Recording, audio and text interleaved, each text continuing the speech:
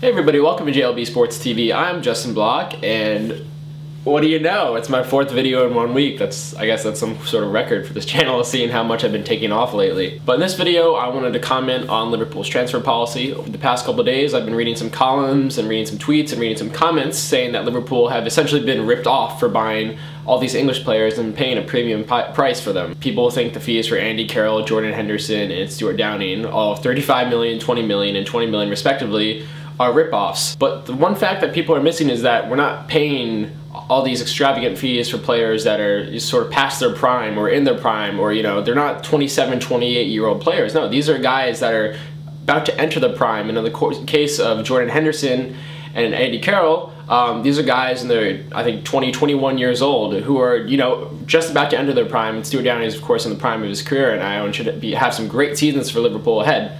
But this strategy is one that John Henry and Fenway Sports Group have actually brought over from their American ownership with the Boston Red Sox Major League Baseball franchise. See, in Major League Baseball, there's something called the Major League Baseball Draft, where all the clubs in Major League Baseball get together and they draft players from collegiate and high school ranks. And over the past couple years, the cost of signing these players has been completely blown out of proportion. Teams are now paying a premium price for young talent. Nowadays, the #1 overall picks in the Major League Baseball drafts are getting $10 to $15 million of guaranteed money right up front before they even play a game, even in the minor leagues, or before they even debut for their actual professional club in the higher ranks. And the same goes for Major League Baseball and signing international players as well. Aroldis Chapman, I believe that's how you pronounce his name, is a Cuban pitcher who the Cincinnati Reds signed last year for $30 million. Guaranteed money before he'd even pitched an inning in any level of the Cincinnati Reds organization. So like in baseball, teams are now paying premium talent for younger players to develop them. It's not a new idea, but it's a new thing that's being applied very, very recently. And that's essentially what Liverpool is doing. Right now, they're overpaying for young talent, yes, because eventually those guys will be worth what Liverpool are paying for.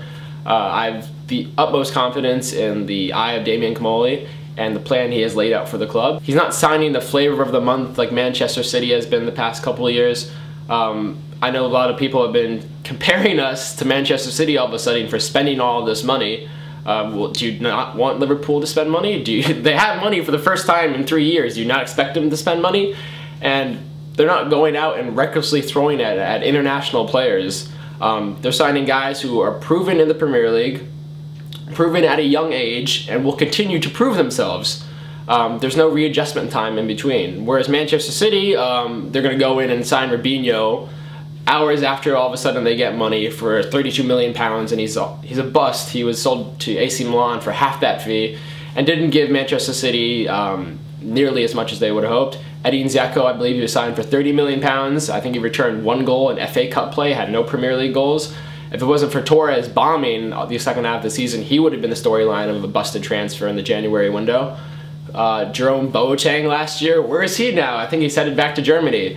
Alexander Kolarov, he scored some nice goals, but he was dubbed as the Eastern European Roberto Carlos. I don't exactly think so. Mario Balotelli keeps on misfiring at Manchester City. He has a boatload of talent, but a terrible character. He has a hot head on him, and it would take a very, very strong manager to reel that kid in. James Milner, he was signed for 25 million pounds last year after one great season in the Premiership, and all of a sudden he can't even make the squad anymore. I doubt Carroll or Downing will have the same fate as James Milner will. Manchester City has spent close to 200 million pounds in transfer fees the past couple of years, and to be honest, the only players that you could say that have been worth their transfer fee has been Carlos Tevez and David Silva. And Tevez is on his way out for, I don't know, 30 to 50 million pounds. Who knows where he'll end up.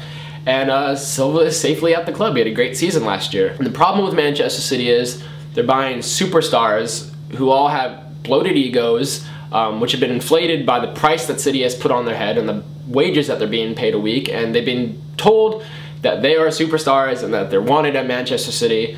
But when you sign a bunch of superstars and not actual characters or men, as Liverpool are signing, you get a squad full of disgruntled players who have no aim. So that's all for today of JLB Sports TV. So just to reiterate, yes, Liverpool are overpaying for all these young English players, but They're young, they're about to enter their prime, or they're in their prime. They're all proven at the EPL level. They don't need to be readjusted at all to the game. And they're not players who are all of a sudden going to blow up on the manager and ruin the chemistry of the club halfway through the season because they're not getting playing time. So is it a steep price to pay for English players? Yes, but will it be worth it in the end? Yes.